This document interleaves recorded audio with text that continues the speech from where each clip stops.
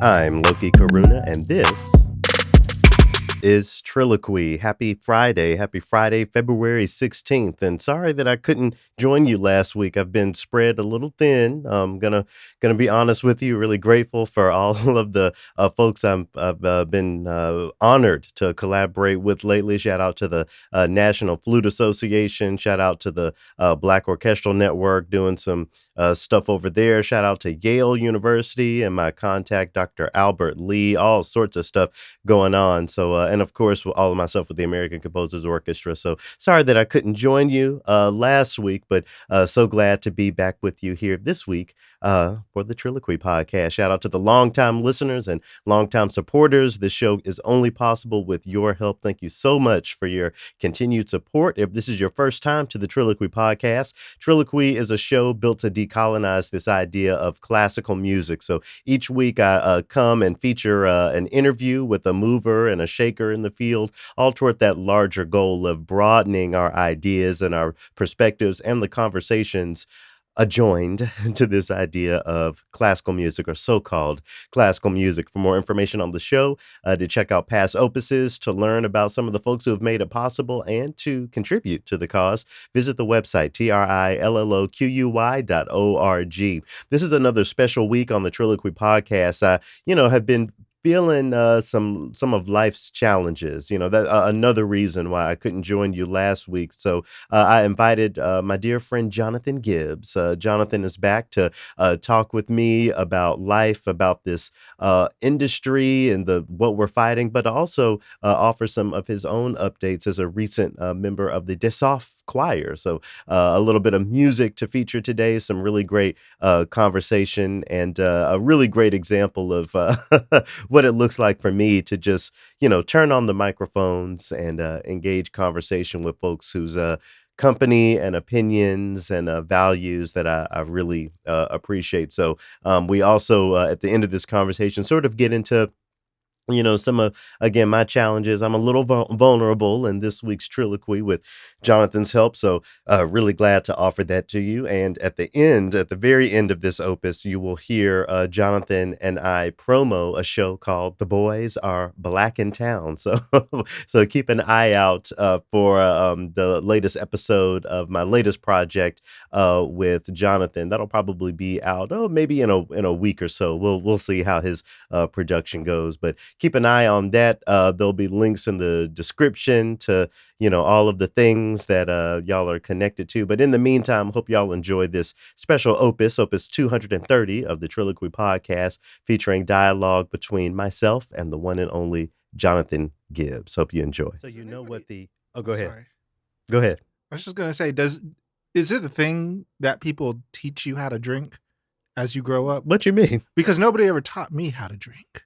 And so I have already gotten tipsy by sipping this thing that Dell made for me too fast. A little Hennessy? A little Henny. Mm-hmm. I poured it a little quick. Well, I drank it a little quick because I'm already feeling a little lit. I poured it a little heavy, and it's also probably all at the bottom. Oh my God. Yeah, you might want to start. I think I caught up to you. Well, I'm recording, so. Well, Nam Yoho Renge Kyo. It's funny, we're sitting here drinking Hennessy, and you said it's something that the blacks and the Asians I didn't say the blacks. I said I'm black and Asian, and we both are. I didn't say we could get into that later, but I don't like the idea of saying the blacks. Because Sure. Okay, well, the way of my saying it aside, another thing that I always think about this time of year when it comes to the intersection of celebrating blackness and celebrating, in this case, specifically China and Chinese culture, is the film Rush Hour. I feel like we should make more of a big deal about watching Rush Hour around Lunar New Year time. It's usually Black February. History Month. And Lunar New Year. That could be a thing. That could bring us together. I've very much thought about that. I created the Black and Asian Alliance Network. And that's we have a conceptual idea called the Black and Asian Film Festival, and Rush Hour is the centerpiece of that. Yeah, of course, there is within that community or that set of communities, there's ongoing debate over whether Rush Hour is a good thing or a bad thing. for various reasons. It minstrelizes both parties. I think. Parties, Yeah. but that's my point, is that it minstrelizes both parties. It goes both ways. Mm-hmm. And when we're in conversations with Black communities and Asian communities, you know, we can go back and forth with each other, or we can say like, yeah, it was a show written by white people or a movie written by white people, and it used jokes on both sides, and it didn't age well. It was the product of the 90s, and the 90s was a time of like making the worst jokes you could, but at the end of the day, realizing that what you have in common and then moving forward. And that's exactly what Jackie Chan and Chris Tucker's character did in that, right? Yeah, yeah. And I'm at the point in my life when I'm here to learn, I'm here to know better and to do better. But if if I'm not getting any pushback, or, you know, my perspective isn't being broadened in a certain way, I'm just going to continue to love things. And Rush Hour for me is one of those things. Yeah. Now, email me and tell me why that's problematic, and then fine, I'll cancel the movie Rush Hour. But no, so you're doing what? Maybe I'm in I a was going to mood say today. something, but I'm not gonna. You're doing what certain people do. Mm-hmm. Fine. I'm fine. I just won't like that anymore. No, educate me, and then I'll react accordingly.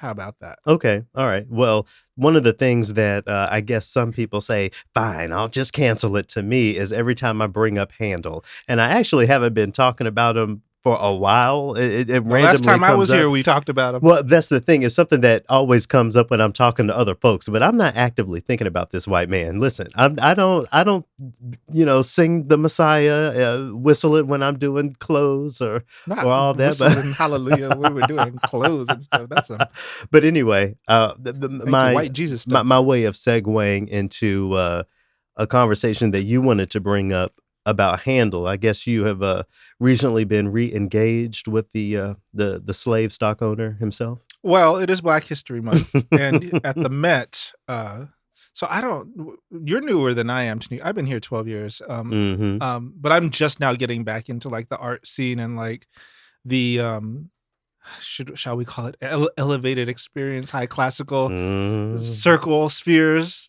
after leaving where I had been for the past decade. And what pulled you back into it, I guess, as some my context? love for choral music. Yeah. My love for choral music. But the point, what I'm saying is, I don't know whether it's called the Met or the Metropolitan Museum, because I thought that the Met was that set of buildings over there on the west side at 72nd Street with the Dave Geffen Hall, if that's not... Oh, that's Lincoln Center. Well, all of that is the Lincoln Center? Yeah, when you say I'm going to Lincoln but Center, the opera that's is where there you're too, going. and that's the Met, right? Right, the Metropolitan Opera, and then you have the ballet to the left. Exactly, and but there's also the Metropolitan. Right. There's the Met Museum on the east side. Right. So I think typically... Are they both called the Met? I've called the opera the Met, and I've called the museum the Met. But so okay, yeah. Okay, yep. We're not going to erase the conversation, but just I feel edified in my not knowing that both of those are called the Met. See, these ivory towers are so ivory, we don't even know what to call y'all. Just so white, they're blinding to us all. Anyway, you went up in the Met. So the Met had a Handel. What was it called? Oh my gosh, made in Handel.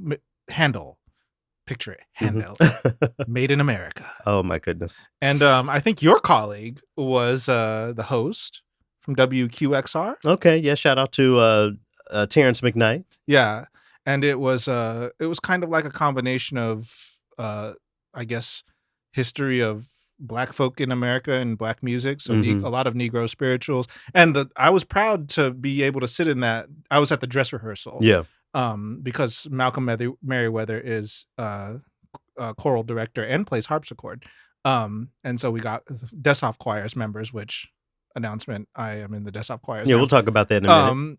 Got comp tickets to the rehearsal, so it was this juxtaposition of Handel's life. And then I guess like the Black American history of music in America. Okay.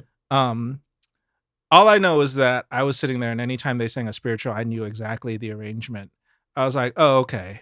That's the so the first one was I Know That I've Been Changed, and it was the Dandridge arrangement. And because I've been drinking this Henny, I forgot Damon Dandridge, I think. Don't get me to saying wrong names on here already. Dandridge is the man's name. Yes. And then there was a lot of others that having gone to HBCU. I almost said HBCU as if I'm British. But you know the music because it's your music. Yeah, you studied it. I studied Culturally, it you're connected. I mean, you should. Yeah, so the connection to Handel was very interesting because it's the stuff that you've taught me, the slave trade and where he got his money and stuff.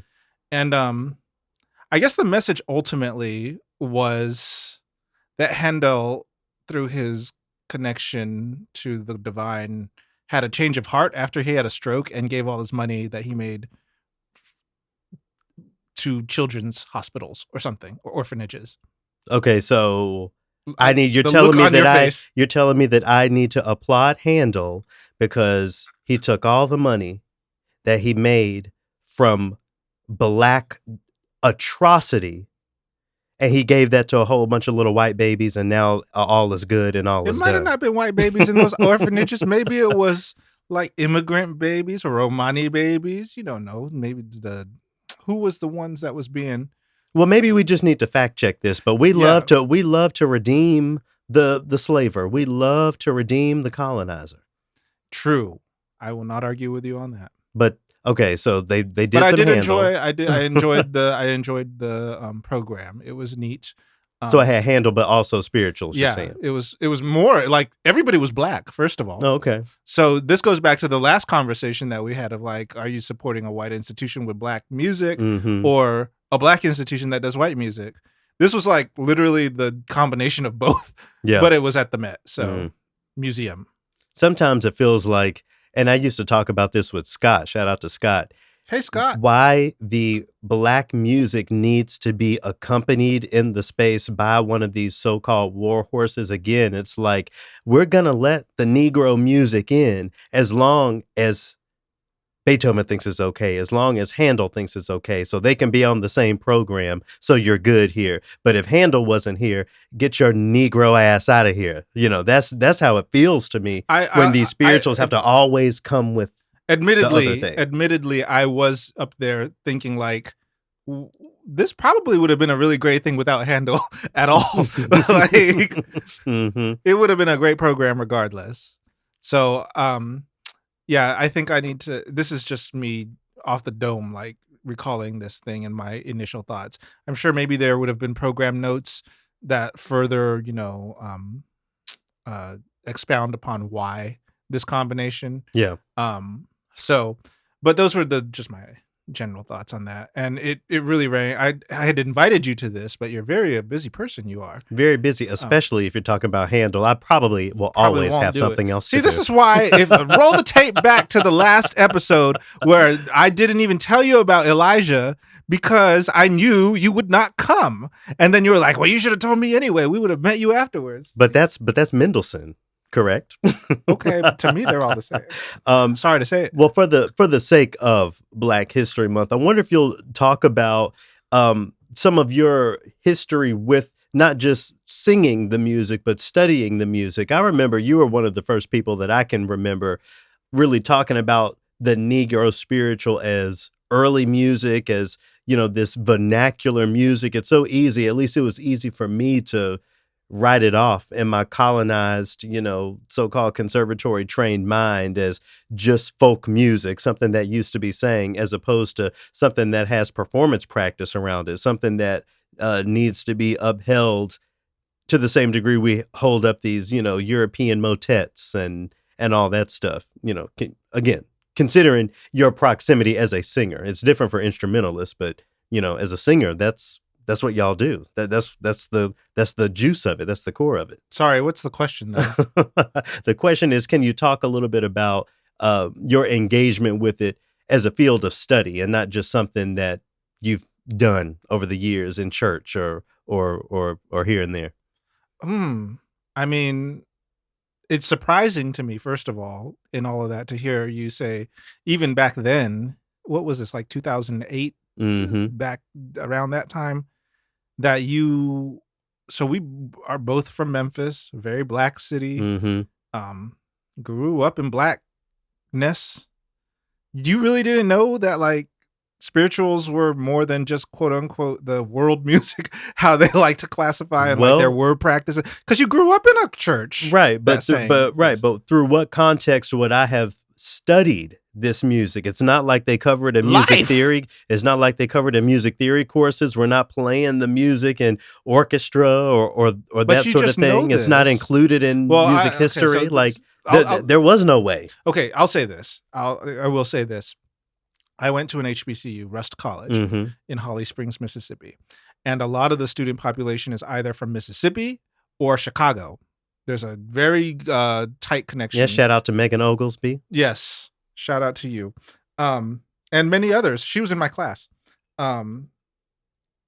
And a lot of these people, so I came, when people ask me, where are you from, as a racially ambiguous person, Hmm. I could guess what that means. It's not the same. It doesn't have the same impact as like an East Asian person getting that question. Well, where are you from? Like that. Yeah. There's a lot of baggage there. For me, I always am like, okay, are you asking this because you want to know what my ethnicity is?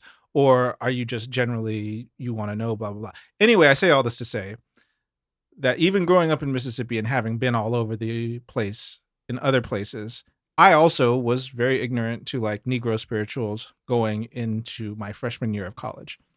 But once we started rehearsing and we started learning about these things, it prodded me and others that you've had on this show to like really go into the study and like learn more about the history and care and almost gatekeep the performance practices. This is Mhm. around the rise of YouTube. Yeah. So, you got choirs posting spirituals. And I remember you had a guest on here, Marcus Garrett, who we used to text back and forth, Yahoo message back and forth, like send each other YouTube links and be like, well, what do you think about this? Mhm. And it'd be like an all white choir. And it would have been that Damon.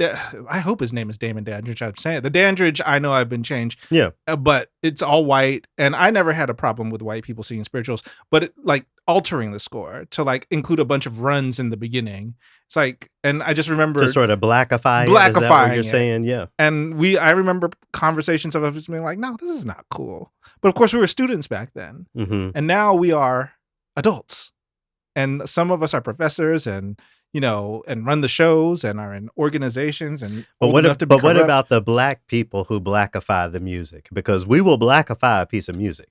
What do you mean? Like you're talking about adding the extra runs. What if it's us that's doing what we that? do. Is that so? That's okay. Of course it is. Why not? So the white, okay, I so wish y'all adding could to see the list, me. so the white I'm people like- can't say the N word and the white people can't do extra runs.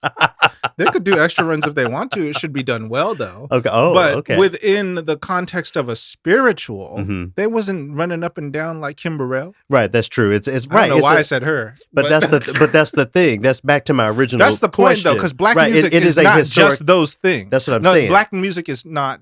So there are different kinds of black music. Right. You got your spirituals, your work songs, your gospel music, which came along your much field later. hollers, which is even before all of you that, know. your country music, Mhm. and all of this stuff. So it's not just blackifying Yep. for the sake of, or I should say, you should not just be throwing a little blackify on there. Mhm. I'm doing my fingers like it's the salt. it's a historical music, and I think really the point in the question I was trying to ask was, you're having experienced the spiritual as that, and not just what we sing at church, or not Okay. just what I hear, because for a long time that was my relationship with the spiritual, and there's no way that that relationship could have been different as a bassoon student at a predominantly white institution, I see. Well, there's a lot to learn about spirituals and and with a black teacher, no shade, and with a black teacher, and then also just the history and the time that you're talking, whether we're talking about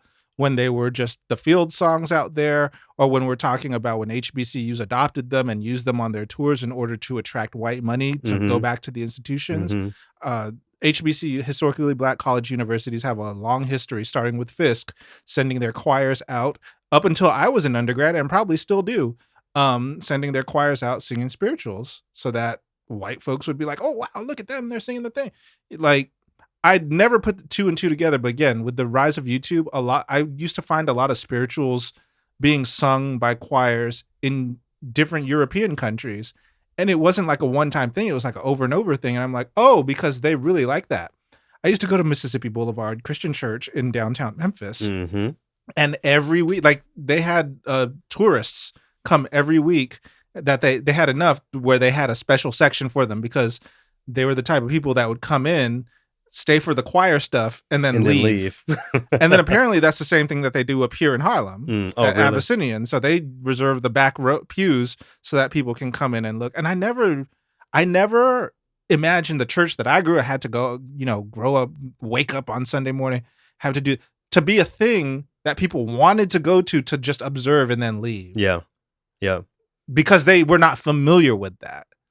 Right? This is something that we grew up with and probably got tired of sometimes. And then we look back and we love it now. But this is something that they just don't have in their life. And they're coming to like, ooh, what is this? But you're tapping into something there because even with the relationship or lack of a relationship that I had with the spiritual until I became an adult, there was no such thing as spectating it. It was always you either in something you are participating in. Or you're just standing there, clapping your hands to the beat, and that's not wanting to be there, but you're still even there. If you're doing a little light step touch, you had to be pew, there. You had to be there, there's something to that, and maybe that's a part of the disconnect when we're talking about a spiritual on a program with Handel. Handel's music was written to be spectated. The spirituals did not exist to be spectated. That was always a participatory thing. So maybe that's why it just always feels so disjunct to me. Not just the fact that Handel did X, Y, and Z, but I want to push back on that because when I alluded to, or rather when I said that HBCUs send the choirs out to sing the spirituals, then the purpose has changed. Mm-hmm. It's for corporate consumption, if you will, like the Sure. capitalism. Yeah. To work in favor of the HBCU because they knew that these white people wanted to hear this music, right? I don't know how that connects to today and the program that I've just highlighted at the Met Museum. Mm-hmm. That's going to be my long-running joke that the Met Museum versus the Met Opera. But I remember sometime within the past 10 years, I was challenged by a white British person who was like, the spirituals, and I don't know what his study was, but he didn't study a lot of other things in depth that were black. So why should I trust you with this?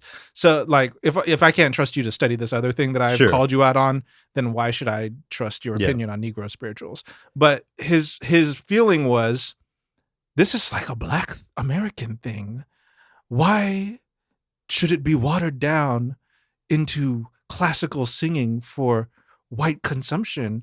I'm like, there's like a whole history as to why it was put down on sheet music and Black people sang with the bel canto technique in order to make it sound like a white choir. And again, we have to let go of. We're not limited to not singing like that anyway.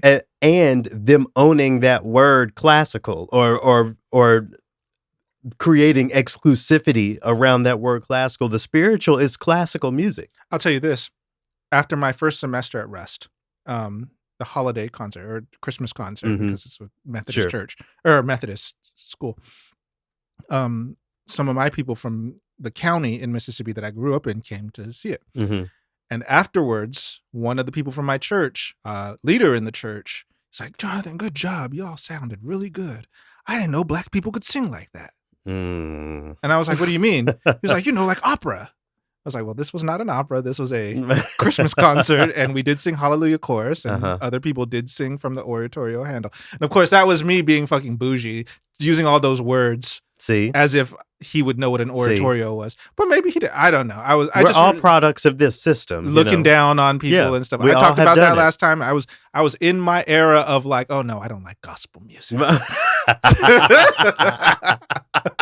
Your true bougie all era, that hollering, and now that's all we want to hear is the hollering. Yeah, we wish they would holler more. Tired of the classical stuff. Yeah, or not the white centric whatever. There we go. Blah, blah, blah. Eurocentric. The Eurocentric, da. But you know what? Now I'm even involving in that because I recognize. Look, I'm pointing my finger in your face again. The Henny is landing because I recognize that as a European export.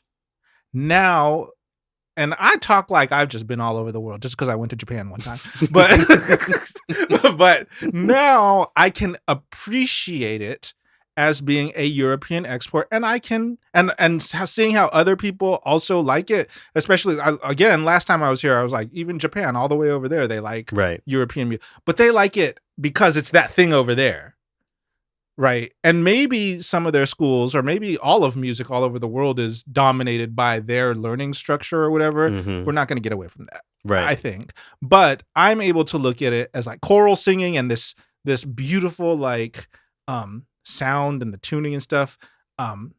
As opposed to other things, I see that other things are there too, and I enjoy them. I see the gospel music too. The gospel music is there too. Yeah. And I enjoy it and I love it.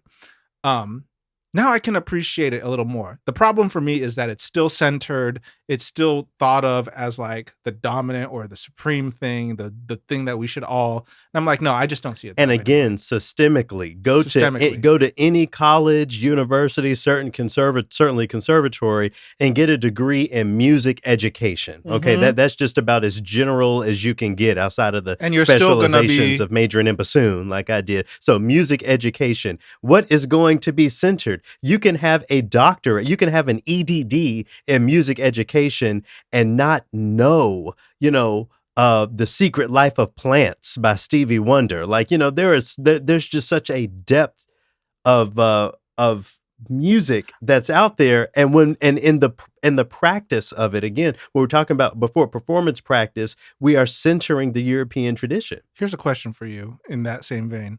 I know what it's like for singers. What is it like whether it's community or maybe semi-professional ensemble, or even the biggest of the big, which you've been with?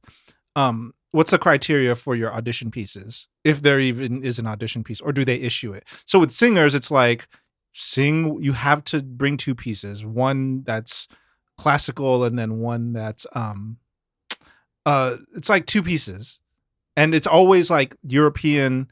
And actually, I sent you something via text message from a Black organization. Yeah, that was like, it has to be in the European style, and then like this other thing. Well, I've talked about this a lot on TRILLOQUY, but they're excerpts. So that they'll get a list. You'll get a list of anywhere between 12 and 20 excerpts from famous orchestral pieces that feature your instrument in a certain way for you to play. So, for the nerds out there, is it Black people that wrote these things? No, of course not. Okay. It'll be, you mad at me like I just asking the question. The big one is Mozart's Concerto. There's The Rite of Spring by Igor Stravinsky, Marriage of Figaro, Mozart, if you play bassoon. So every instrument has those different things, but even those center, of course, the white tradition, anyway, it's deep, but we beat that horse a lot here on TRILLOQUY. I do want to move on, but speaking of auditions, you mentioned that you not so long ago, semi-recently,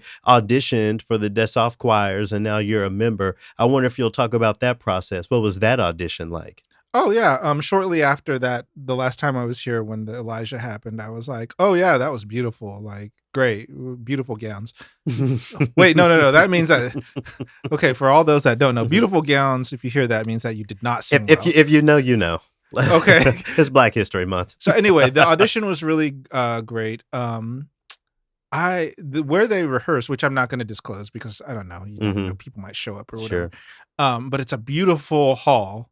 And I remember singing, and Malcolm was leading the auditions, up and down the piano. I just heard my voice, and I was like, wow, this is cool. Like, I don't know. I was a vocal performance major in undergrad for a while, and then then the 2008 crash happened, and I had to get real with life and work at a retail job instead, with the promise that I'd get back into music one day. But that promise is now in the form of like just being in community ensembles, I guess. Whatever. Anyway, just hearing my voice and being like, yeah, I remember this voice. Like, wow, it sounds good. And then, he asked questions like, I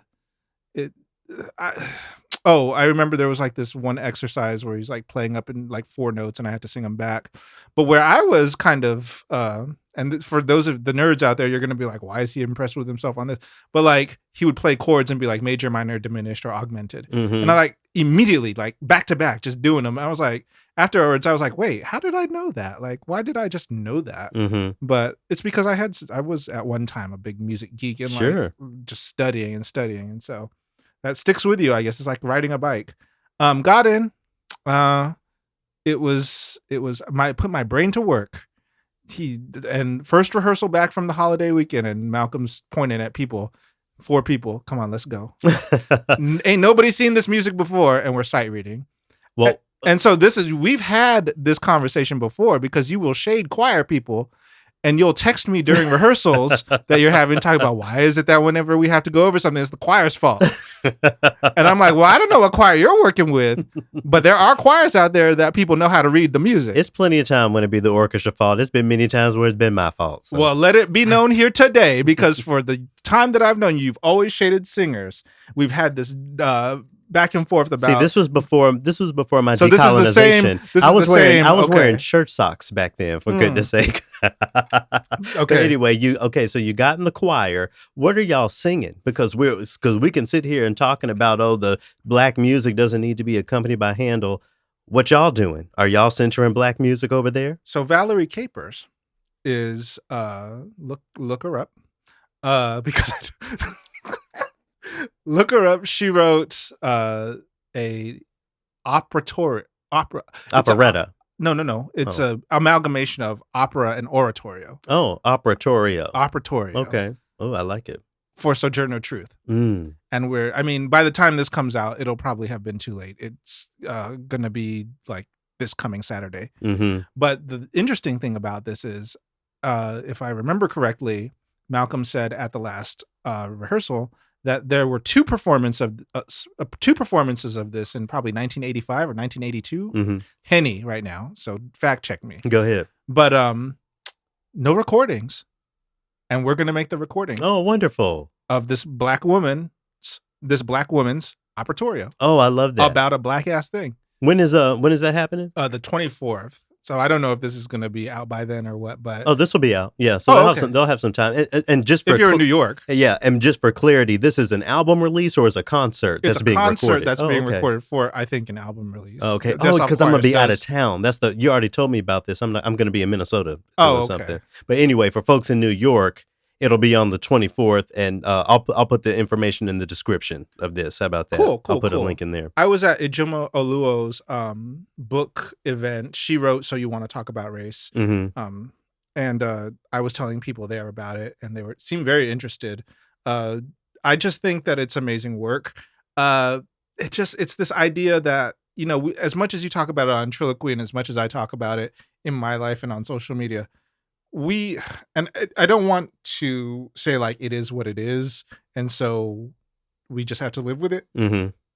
But it kind of is.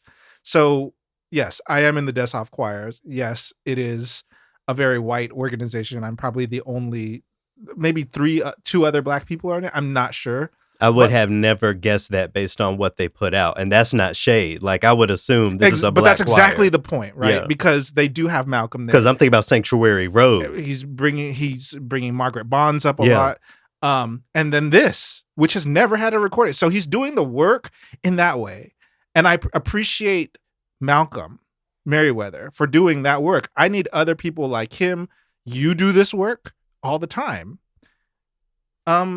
It's not easy because, again, how I said, like, it is what it is with how a certain type of music gets centered, and kind of have to represent for everybody when you're in a position like you are and how he is. But how do you use your power to take an all white? Maybe it's easier for choir. I'm sure in orchestra world it's very difficult. But Malcolm, he's don't sit up here and sound like him, but we're name lifting. Yeah, name lifting, exactly. You taught me that. But like, he got, what was that? My ice in this glass. Oh. See, my grandma would say, "See, God don't play." Like, right. Or maybe that was a tongue pop from the ice saying I'm speaking the truth right now. Because we're gonna say he is like, how much higher does it get than being the director of the choral affairs at the New York Philharmonic? Yeah. And Yeah. that's what he is. But goodness gracious, the ladder you have to climb to do it, the road you And got the to hoe. BS that you gotta deal with. That's what I'm saying. When you get up there, because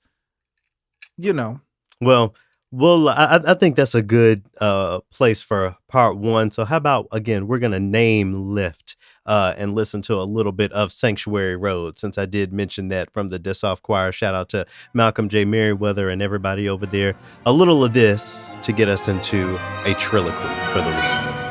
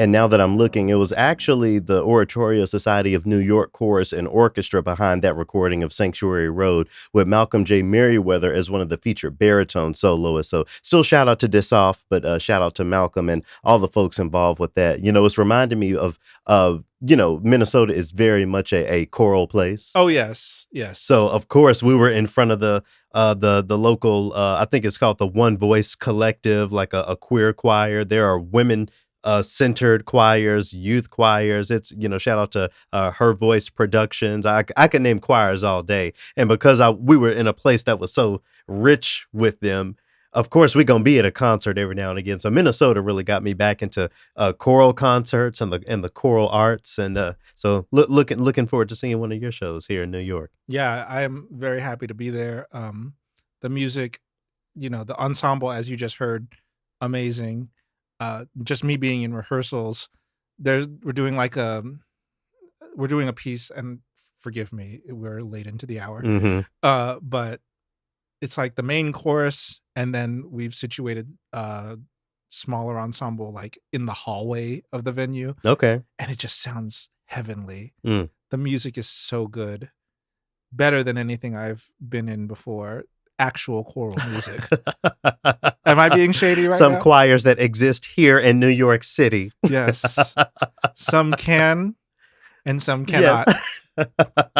And the one that I'm in now can. And does. In the words of Patti LaBelle from Got to Be Real, some people are invited and some aren't. Exactly. Anyway, we're here in this week's Triloquy. So, Johnathan, I'm so glad you're here because it's something that I want to bounce off of you. So, folks know that I'm typically really, really good about, making sure the show comes out once upon a time every Wednesday and really pumping them out. But I've slowed down, just due to heaviness of life. And last week, I couldn't even bring myself to get in front of the microphone and put out a show because the professional world, my professional world anyway, has just been weighing down on me so much. And I have to say, it's refreshing for me to hear your story about coming back into the field and really enjoying it, having positive experiences, when for me, it feels more and more like impossible to really, quote unquote, decolonize this thing, because at the end of the day, it all points back to this colonial way of creating music, this white art form that we're pretending that we're changing. We're pretending that we're, shifting. But at the end of the day, we're not.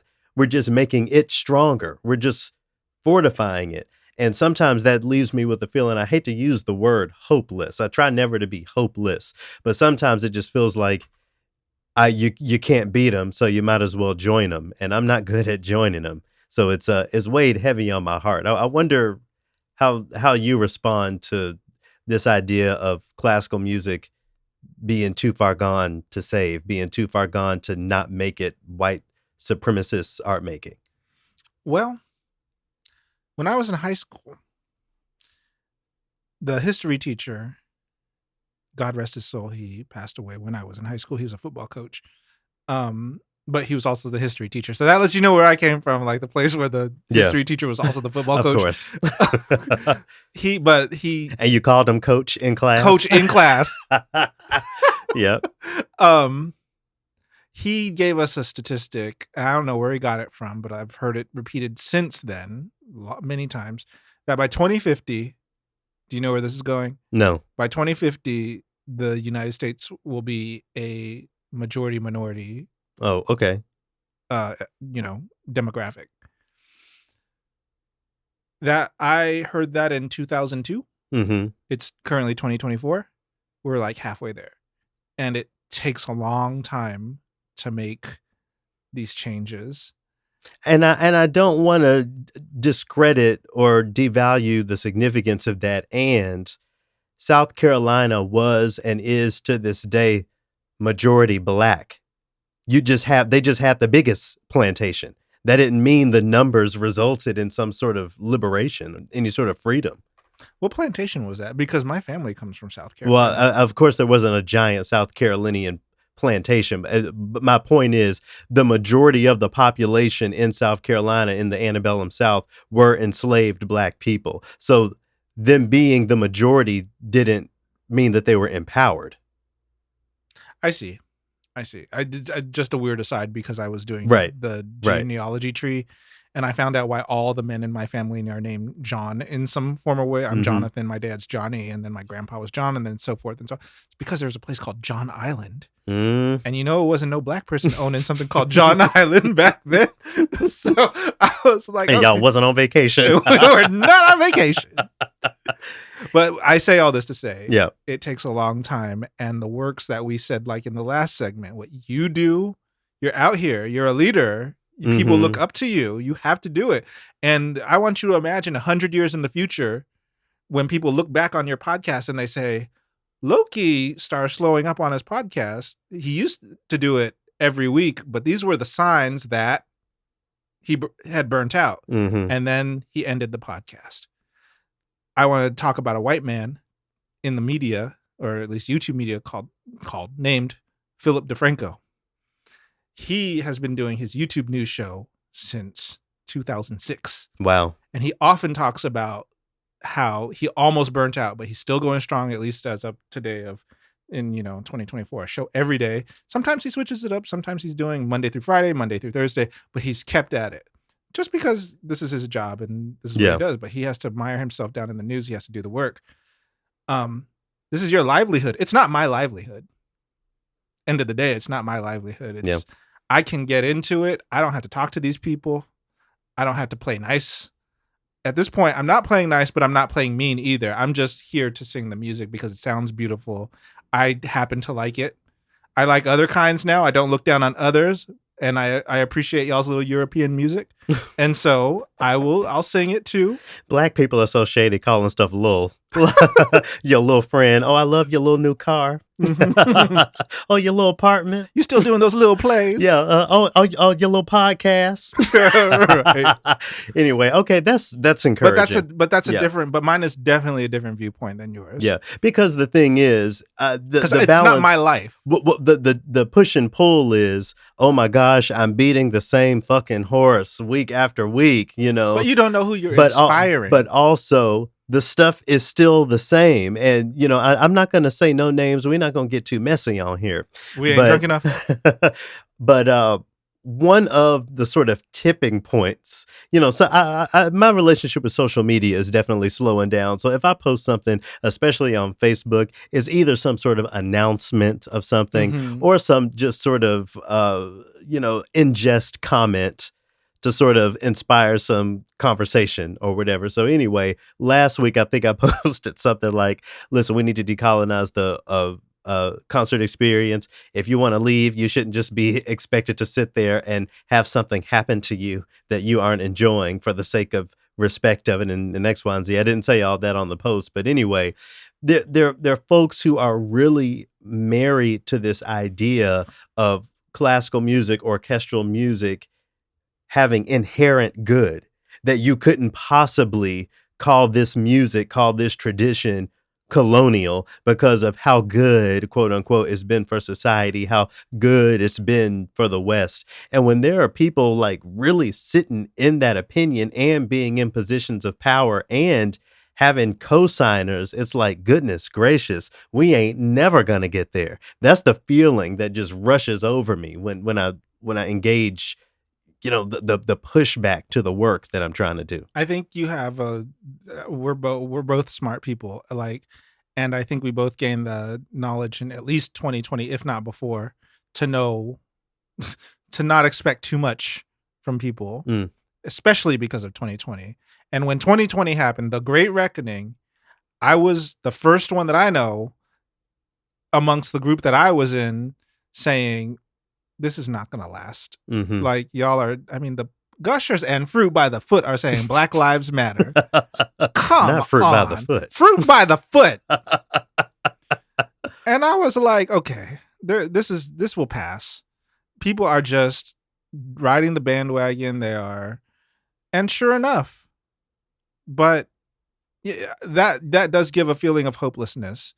But you have to navigate that. And let's just say it, this is TRILLOQUY, especially when you got the Black co-signers, the folks for whom the status quo has been benefit. And not to say that I haven't benefited. We are all oppressed and oppressor. Okay. Disclaimer. And for some people, it's really worked out, and it again strengthens the ecosystem for it to be able to say, look at this person, look at these people. They don't seem to have a problem with X, Y, and Z. It must be you. You're the issue. That's the sort of gaslighting culture, or at least gaslighting baggage that I think I have with what's going on.